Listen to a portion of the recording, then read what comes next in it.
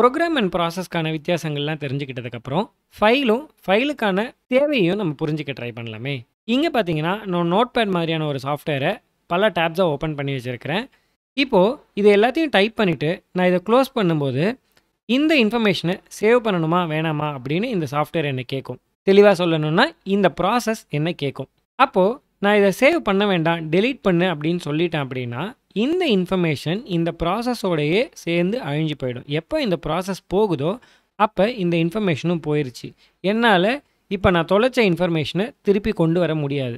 டெக்னிக்கலாக சொல்லணும்னா நான் இந்த ப்ராசஸ்க்கு கொடுத்த என்னோட டேட்டா எல்லாம் பர்சிஸ்ட் ஆகாமல், அதாவது பெர்மனண்ட்டாக எங்கேயும் சேவ் ஆகாமல் அழிஞ்சு போயிடும். அதுவே இந்த மாதிரியான ஒரு சில இன்ஃபர்மேஷனை நம்மளுடைய ப்ராசஸ் போனதுக்கப்புறமோ நம்மளோட மொத்த கம்ப்யூட்டரையுமே நம்ம ஆஃப் பண்ணி ஆன் பண்ணாலுமே நமக்கு திருப்பி கிடைக்கணும் அப்படின்னு நம்ம நினச்சோம் அப்படின்னா அதையெல்லாம் ஃபைல்ஸாக ஸ்டோர் பண்ணணும். ஏன்னா நம்ம முன்னாடியே பார்த்துருக்குறோம், நம்மளோட கம்ப்யூட்டரில் இருக்கிற ரேம் எப்போ ஆஃப் பண்ணுறோமோ டோட்டலாக எல்லாத்தையும் மறந்துடும். இன்ஃபேக்ட் ஆஃப் கூட பண்ண வேண்டாம், நீங்கள் இந்த ப்ராசஸை கில் பண்ணால், அதாவது இந்த சாஃப்ட்வேரை க்ளோஸ் பண்ணிட்டாலே அதுக்குள்ளே இருந்த இன்ஃபர்மேஷன் மொத்தமாக போயிடும். ஸோ கண்டிப்பாக கம்ப்யூட்டரை திருப்பி ஆன் பண்ணால் நமக்கு வேணும் அப்படின்னு நினைக்கிற இன்ஃபர்மேஷனை பெர்மனண்ட்டாக ஸ்டோர் பண்ணுற செகண்டரி ஸ்டோரேஜ் டிவைஸ்னு சொல்கிற ஹார்ட் டிஸ்கில் நம்ம ஸ்டோர் பண்ணி வைக்கணும். ஸோ எப்போ நம்ம ஒரு ஃபைலை சேவ் பண்ணாலுமே அதுக்கு ஒரு பேர் கொடுத்து நம்ம சேவ் அப்படின்னு பண்ணும்போது இந்த பேர் உள்ள ஒரு ஃபைலை க்ரியேட் பண்ணி நம்ம ஸ்க்ரீனில் நம்ம பார்த்த இன்ஃபர்மேஷன் எல்லாத்தையும் சேவ் பண்ணி வச்சிடுது.